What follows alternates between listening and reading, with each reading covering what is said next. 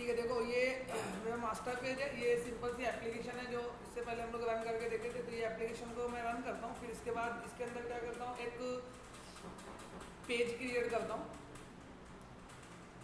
एक page create करेंगे, वो पेज से हम लोग इंसर्ट कमांड चलाते हैं। सिंपल एकदम फंडा है इसमें इंसर्ट कमांड चलाने का।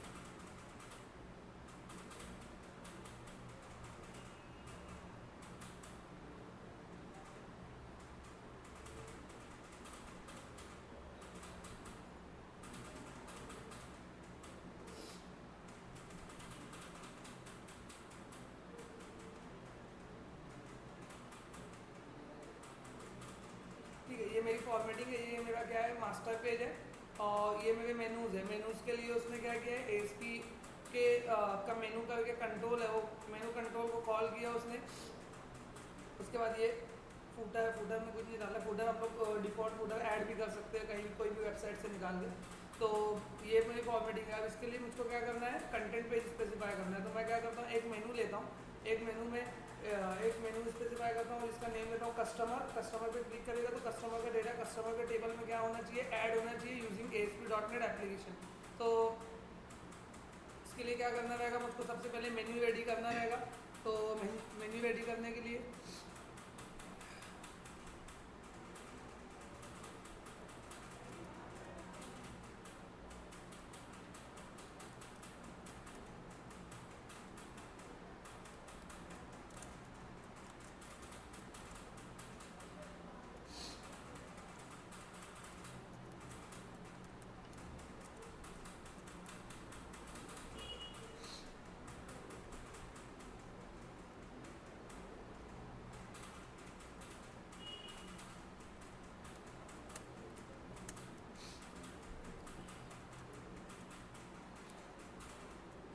जैसे कस्टमर के ऊपर मैं एरो लेके जाऊँ तो एक मेनू आना चाहिए कि मतलब add customer, delete customer, update customer. समझ में आएगा?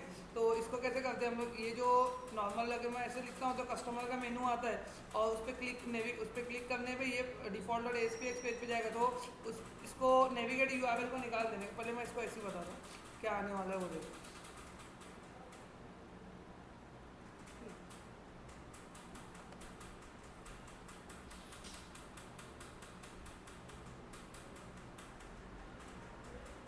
ये देखो ऐसा कस्टमर का मेनू आ रहा है। मैं क्या चाहता हूँ, कस्टमर पे एरो लेके जाऊँ तो एक मेनू नीचे खुलना चाहिए, add customer, update customer, delete customer. तो इसको कैसे करने का कि अब कस्टमर पे क्लिक करने पे कुछ होना चाहिए क्या, नहीं, खाली मेनू आना है। तो उस पर से नेविगेट URL हटा देने का।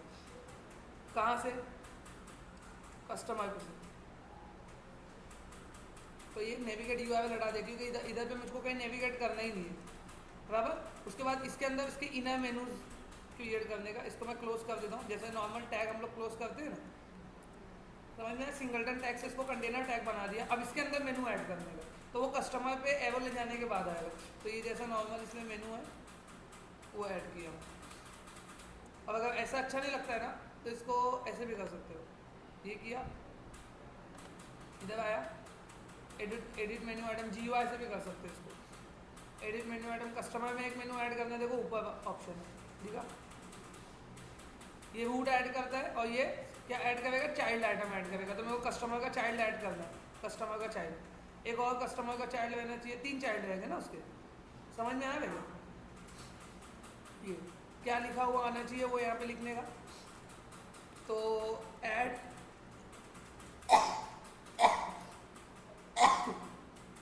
ऐड न्यू,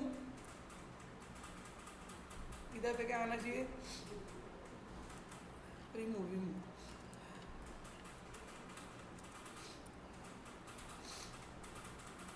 और यहाँ पे अपना रहेगा अपडेट था ना, चेंज,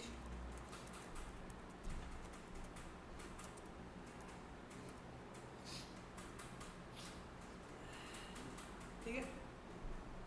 अब क्या करने का, इसके लिए पेजेस ऐड करने का। जब पेजेस ऐड करेंगे तो नेविगेट URL स्पेसिफाई करेंगे। फिलहाल मेरे पास पेजेस है नहीं तो 3 अलग अलग पेज मेरे को लेना पड़ेगा। ओके कर दिया इसको। इसकी कोडिंग हो गई ना? हाँ ये देखो, ठीक है, यही हुआ है ना, वही करने वाला था मैं भी। मतलब मैं वहाँ पे कॉपी पेस्ट करने वाला था, लेकिन वहाँ से करो तो ज़्यादा आसान पड़ता है।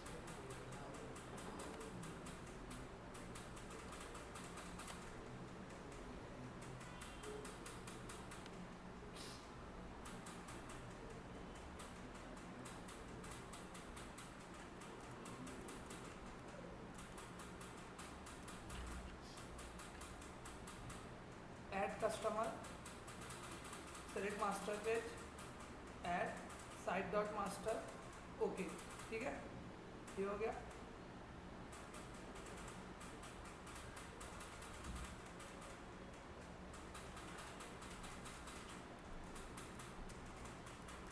Remove customer dot ASPX, select master page, site dot master, okay.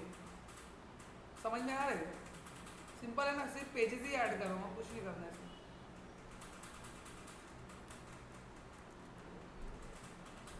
Update customer, select master page, site dot master, add, ये ऐड कर दूँगा। उसके बाद इधर पे आने का, वापस इसको ओपन करने का, एडिट मेनू, आइटम्स, कस्टमर, इसके लिए नेविगेट URL, ये क्या है, ऐड, तो ऐड वाला पेज सेलेक्ट कर देना। रिमूव, समझ में आ रहा है?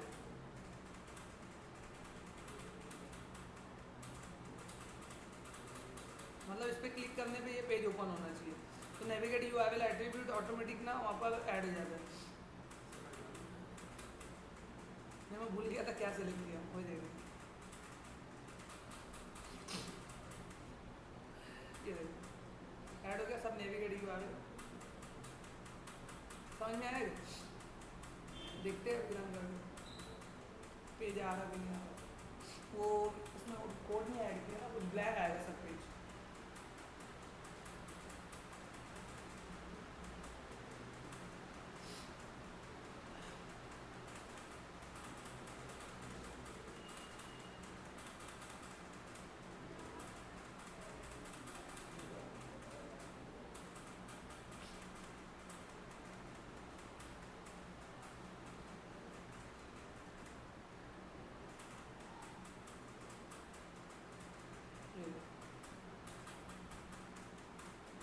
समझ में आया? बहुत आसानी से इतनी अच्छी वेबसाइट बन जाती है। पेज भी ओपन होगा, देखो अलग कुछ लिखा नहीं है लेकिन यहाँ से समझ में आ रहा है। जो भी पेज में अपन लिखेंगे वो आएगा यहाँ पर, तो उसको फटाफट डिज़ाइन करने का। पहले मैं ऐड डिज़ाइन करता हूँ, इंसर्ट कमांड चलाते हैं, एक डेटाबेस लेंगे हम लोग, और उसके अंदर देखो डेटाबेस ना इसके अंदर क्रिएट नहीं करना पड़ता है ASP.NET के अंदर। ये ऐप अंडरस्कोर डाटा फोल्डर में ना ऑटोमेटिक डेटाबेस आता है। कैसे आता है मगर, पहले मैं डिज़ाइन कर लेता हूँ। ऐड कस्टमर, डिज़ाइन करना है मेरे को, ऊपर हेडिंग लिखा हुआ आना चाहिए। हेडिंग में क्या लिखा हुआ रहना चाहिए, ऐड न्यू कस्टमर। उसके बाद नीचे टेबल बना हुआ आना चाहिए, ठीक है। टेबल के अंदर एक TR रहेगा, टेबल वो रहेगी, फिर उसमें एक TD रहेगा, टेबल डिवीजन रहेगा, लिखा रहेगा एंटर, या खाली ID लिखा रहेगा, कस्टमर ID, जो कि ऑटोमेटिक आएगी, ठीक है। जैसा हम लोग करते थे डेस्कटॉप में वही सब रहेगा, बस खाली थोड़ा वे बदल जाता है। यहाँ पे अपना टेक्स्ट बॉक्स आने वाला है, लेकिन वो गया किधर?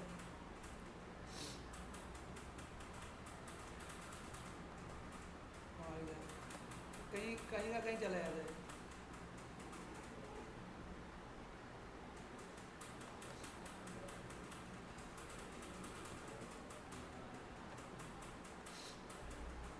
ये टेक्स्ट बॉक्स आ गया, ठीक है। टेक्स्ट बॉक्स का नेम दे दिया मैंने TXT ID।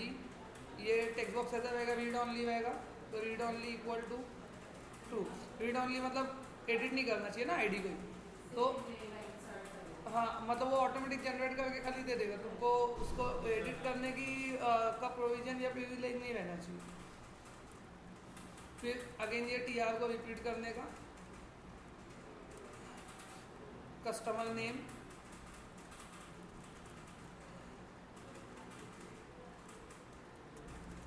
TXT नेम, ये रीड ऑनली नहीं रहेगा, इसमें बंदा लिखेगा टेक्स्ट। अगेन ये TR को रिपीट करने का, देखो उससे फास्ट डिज़ाइन होता है ये, मतलब जो अपना जो डेस्कटॉप है ना उससे फास्ट ही डिज़ाइन होता है।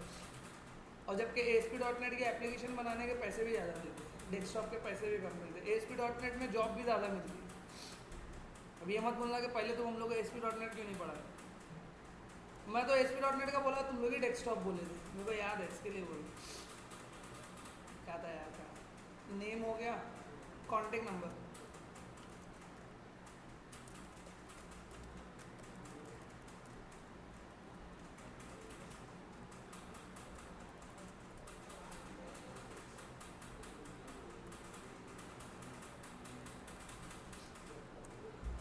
एड्रेस,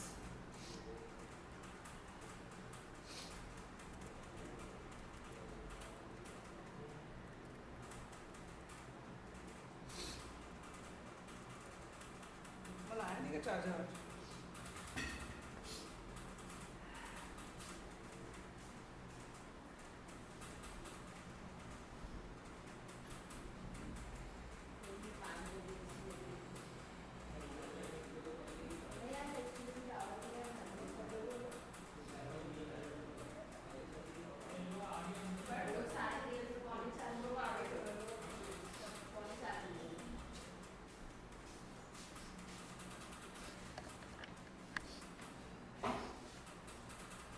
मैं पहले चाहे चाहे बाद में चले, सब्जेक्ट तो वही है, कंसेप्ट भी वही है, सब कुछ वही है।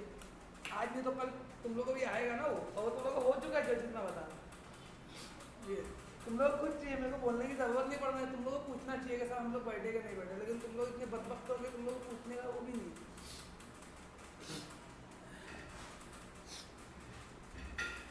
TXT एड्रेस, ठीक है।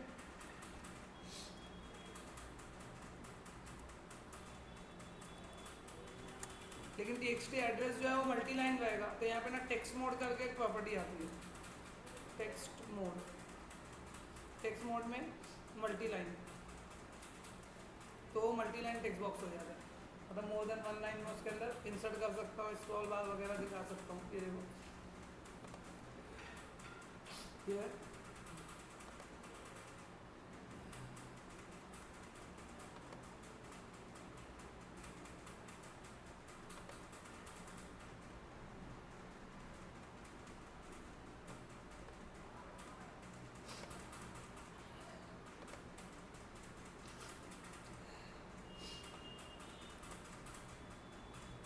स्क्रॉल बार का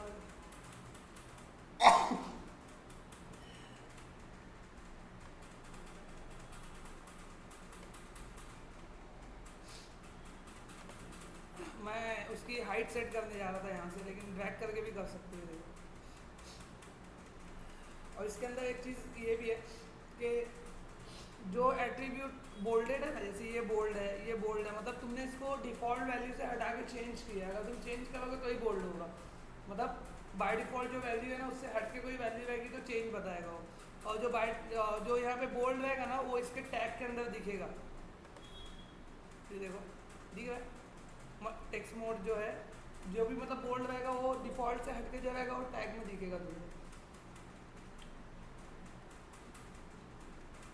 और एड्रेस के बाद क्या रहेगा, काफ़ी है ना इतना, कट कर देता हूँ। ईमेल ले लेता हूँ, ईमेल का फिर वैलिडेशन भी बता दूंगा ना।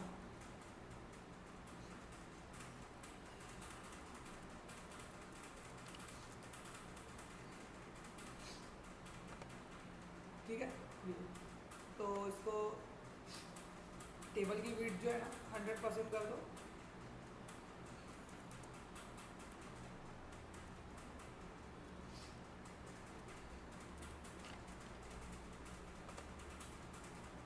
बराबर, ये हो गया डिज़ाइन। अब मेरे को यहाँ पे एक बटन चाहिए और इधर एक बटन।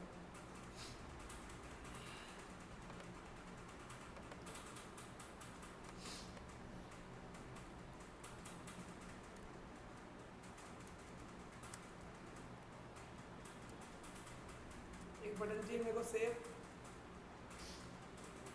सीधा तो यार।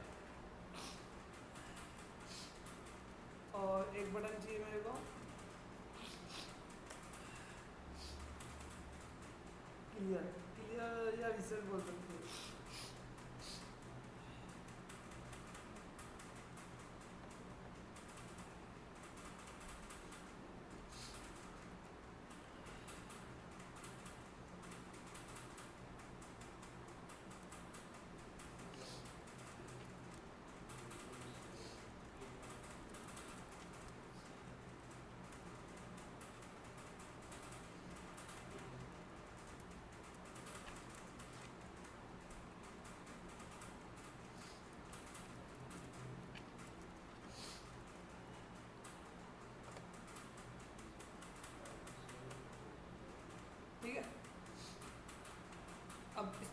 करके कोड करना रहेगा, पहले रन करके देख लेते हैं हम लोग।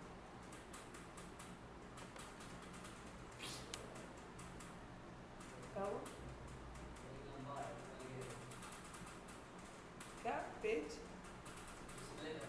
अच्छा ये वही है, आप सभी सेटिंग की है वो इधर की स्क्रीन बड़ी करने के चक्कर में उधर की स्क्रीन छोटी हो गई, ऐसा हो गया।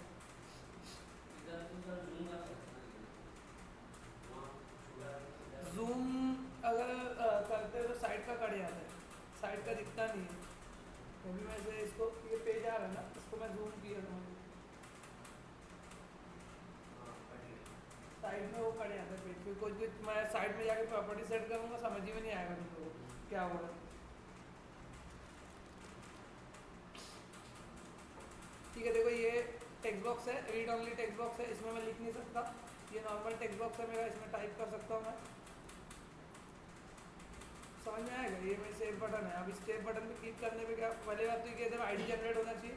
तो हम लोग क्या करते हैं, हर एक डेटाबेस के टेबल के लिए ना एक क्लास लेते हैं, जिसको हम लोग क्या बोलते हैं, एमवीसी जैसा पैटर्न क्रिएट करके हम लोग बनाएंगे।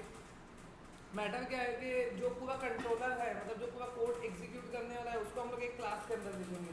और वो क्लास को क्या करेंगे, ये जो पेज की क्लास है उसके अंदर उसको ऑब्जेक्ट क्रिएट करके कॉल कर देंगे। तो पूरा डेटाबेस का कोड जैसा हम लोग डेस्कटॉप में सीखे थे ना, वही कोड यहाँ पे हम लोग कर सकते हैं एकदम आसानी से। कैसे? ये देखिए,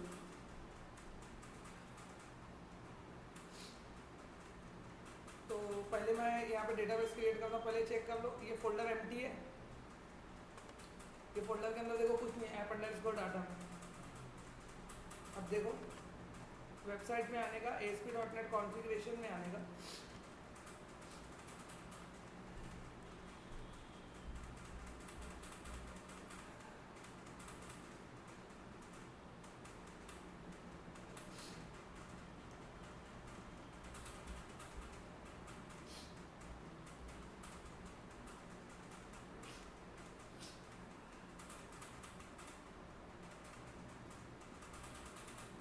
एक्टिविटी पे क्लिक करने का।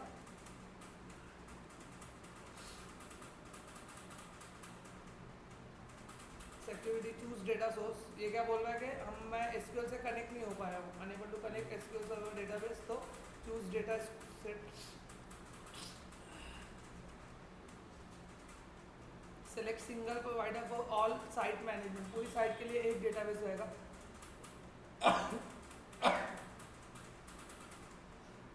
इसको टेस्ट करते हैं,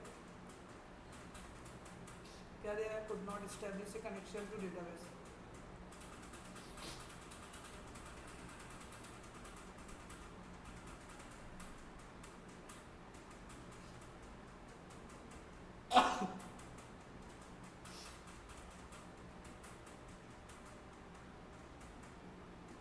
कनेक्शन आ नहीं रहा, इसको ना चेंज करना पड़ेगा।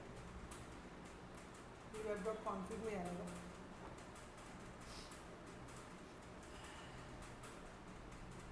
web.config में जाके डेटा सोर्स में यहाँ पे जो तुम्हारा एसक्यूएल सर्वर का नेम रहेगा ना, वो एसक्यूएल सर्वर का नेम लिखने का है। तो एसक्यूएल सर्वर का नेम चेक करने का यहाँ पे।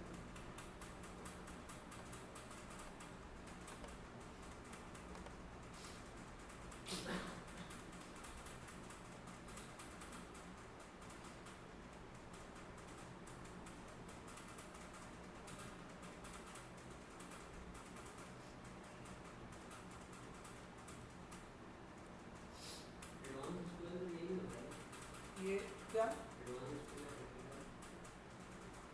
एसक्यूएल एडवांस हो चाहे एडवांस नहीं हो, प्रैक्टिकल तो एसक्यूएल में ही होगा ना भाई। बंदे के ऊपर है कि बंदा एडवांस कोड लिख रहा है कि नहीं लिख रहा है। किसका?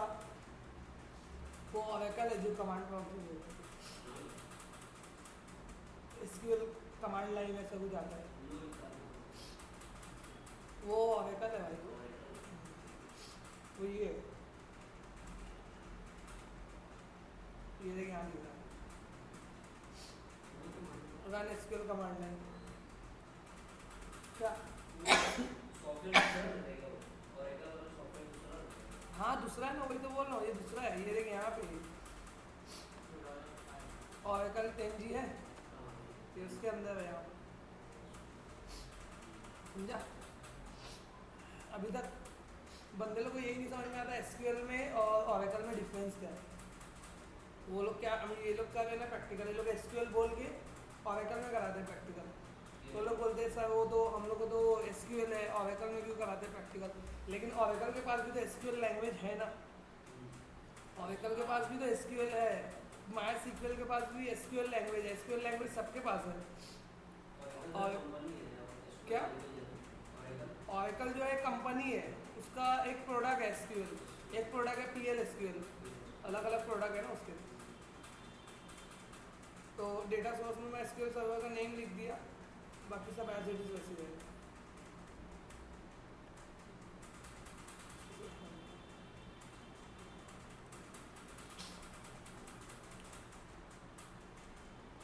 सर्वर नहीं है, सर्वर नहीं है। हाँ एसक्यूएल सर्वर का नेम। अचानक मेरी सर्दी बढ़ गई एकदम, अचानक सर्दी बढ़ गई, अभी तक थोड़ी देर पहले सही था एकदम।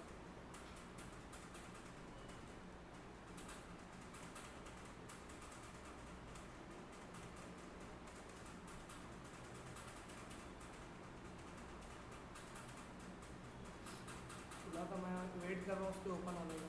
Security to data store site management test could not connect to SQL server, exit web site administrator to use ASP.NET register SQL command line utility to create। अरे यार ये मैनुअली क्रिएट करना पड़ेगा and return this to।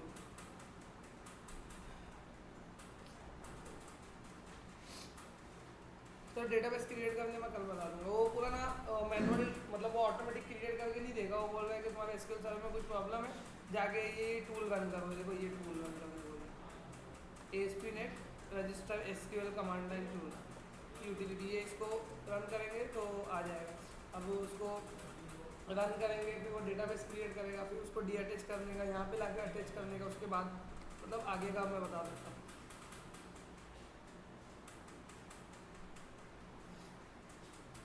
तो फिलहाल हम लोग एक क्लास ले लेते हैं ना इसके अंदर, जो डेटाबेस से उससे कनेक्ट करेगी और उससे इंटरेक्शन करेगी।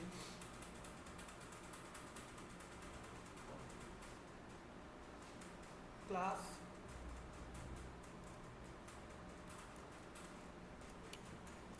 यही क्लास हम लोग इससे पहले भी लिए थे, सेम चीज़, पूरा सेम कोड यहाँ पे करना है जो C# में कोड किए थे ना हम लोग।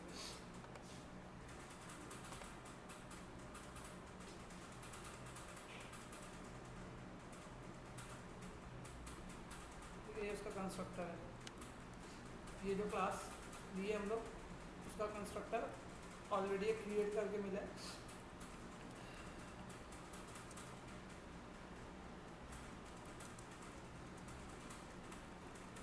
देखो इससे पहले कैसा करते थे हम लोग, कनेक्ट फंक्शन कॉल करते थे और connect to DB function call करते थे, उसको क्वेरी स्पेसिफाई करते थे और इस डीएमएल है कि नहीं है वो स्पेसिफाई करते थे।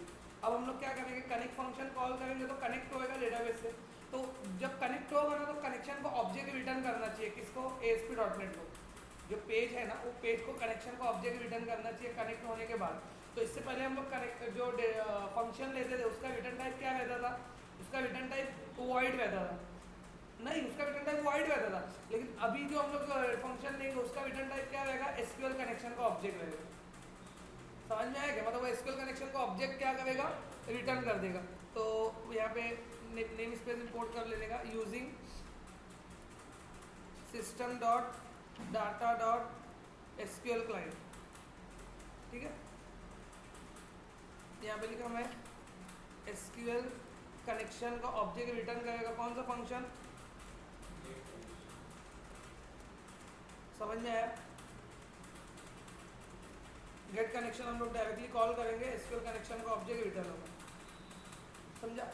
तो क्या करना रहेगा, यहाँ पे प्राइवेट वेरिएबल पूछ लेंगे यहाँ पर, तो प्राइवेट वेरिएबल ले लिया मैं, private SQL connection con semicolon, यहाँ पे ये इनिशियलाइज होगा, con is equal to new SQL connection. SQL connection में जो कनेक्शन स्ट्रिंग रहेगी वो मेरे पास कनेक्शन स्ट्रिंग है, कहाँ पे है, web.config के अंदर है।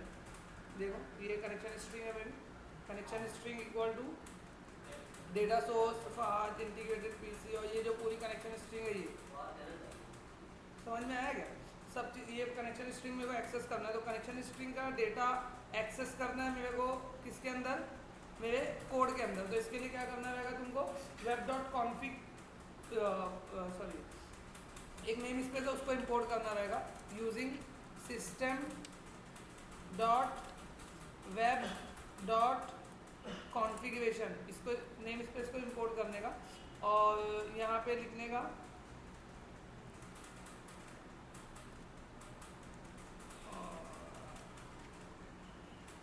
Web configuration manager dot connection strings. Connection string में यहाँ पे नेम स्पेसिफाई करने का कौन सी कनेक्शन स्ट्रिंग मेरे को चाहिए, डॉट कनेक्शन स्ट्रिंग। ये क्या करेगा पता है, ये कोड वेब डॉट कॉन्फिग में जो भी कनेक्शन स्ट्रिंग रहेगी ना उसको यहाँ पे पुट कर देगा। लेकिन वेब डॉट कॉन्फिग में एक से ज़्यादा कनेक्शन स्ट्रिंग भी हो सकती है, जैसे कि ये कनेक्शन स्ट्रिंग सेक्शन में ऐड करके मैं एक न्यू नेम से एक और कनेक्शन स्ट्रिंग ले सकता हूँ। जैसे कि मैं को एक कनेक्शन स्ट्रिंग लेके बताता हूँ,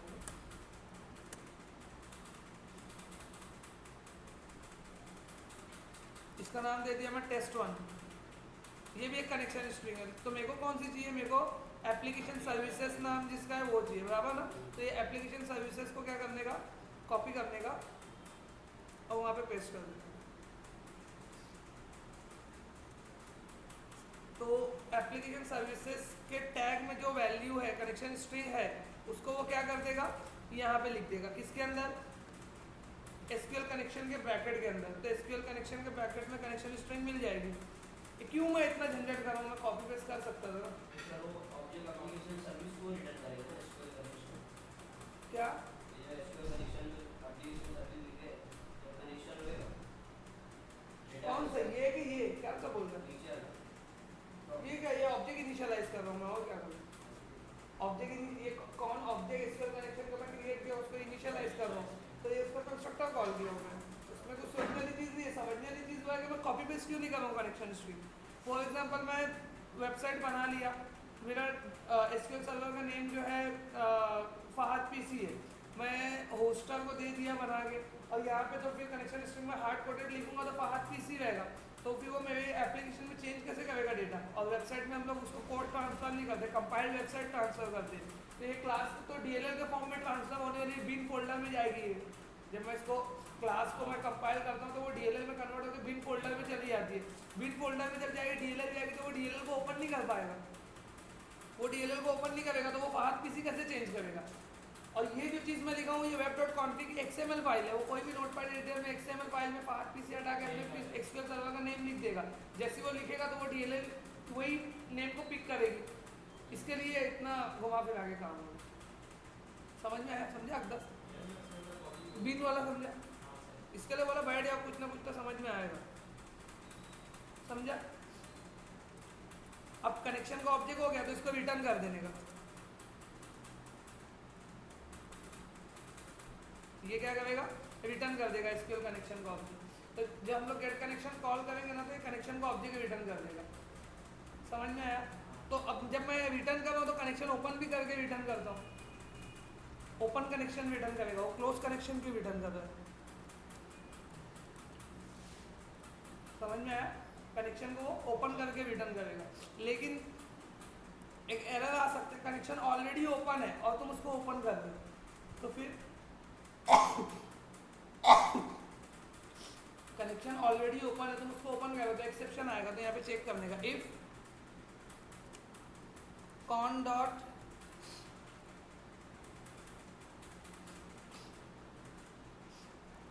स्टेट, हाँ con dot state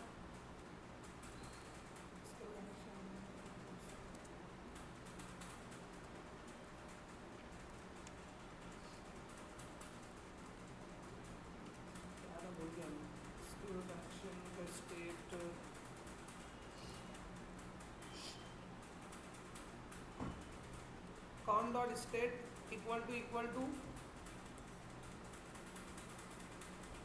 connection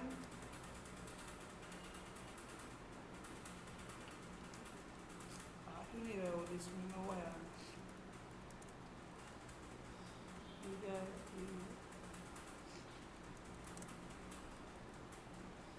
connection state लिखना है ना, तो इक्वल टू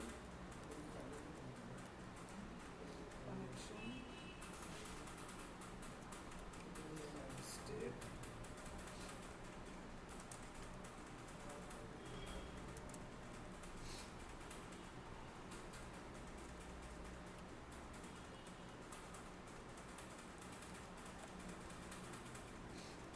न्यूमरेटर आएंगे ना,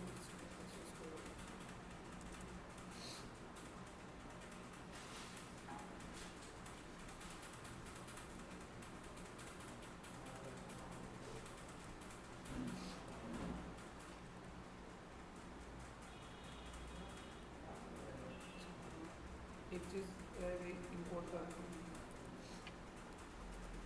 using system dot data namespace को भी इंपोर्ट करना पड़ेगा क्योंकि कनेक्शन स्टेट वही के अंदर आया, समझ में आएगा? यही ढूंढ रहा था मैं बहुत देर से, क्योंकि वो नेम स्पेस ही नहीं इंपोर्ट किया था मैं। यार कोड तो सही है, आ ही नहीं रहा। डॉट अगर कनेक्शन स्टेट इक्वल टू क्या है, क्लोज है तो ओपन कर लेगा। समझ में आया? Connection state equal to closed है तो उसको क्या करने का, ओपन करने का। अदरवाइज ओपन क्या करने की क्या जरूरत है? गेट कनेक्शन सीधा जो ओपन वाला है वही रिटर्न कर देगा इनिशियलाइज कर। समझा? तो अगर ऐसा भी कर सकते हो कि अगर ओपन है तो क्लोज करे और फिर उसके बाद ओपन तो करना ही है बाद में। तो इसको ये कोड कैसा हो जाएगा कि ऐसा, अगर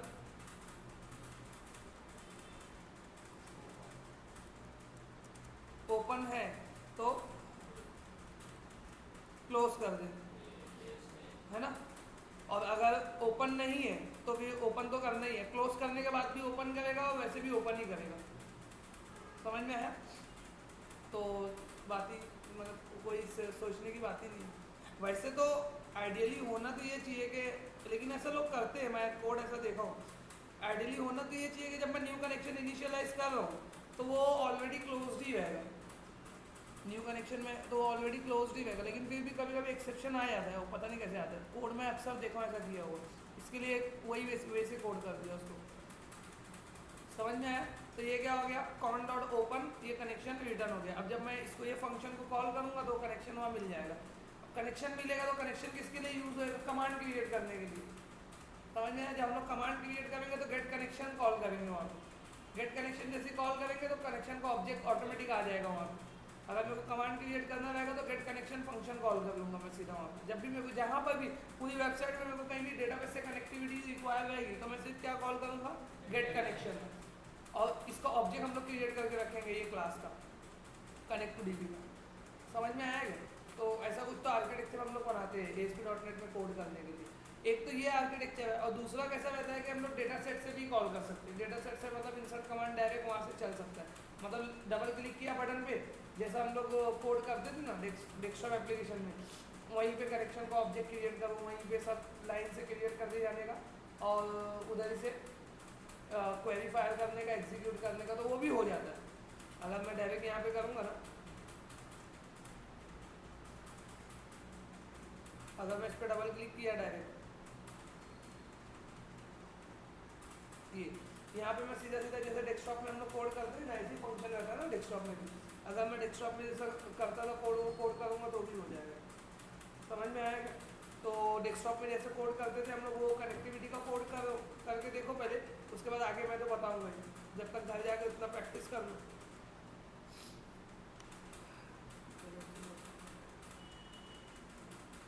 बस यार आज ज़्यादा लेक्चर ले नहीं पाऊँगा, बहुत ज़्यादा अच्छी गाली मेरी।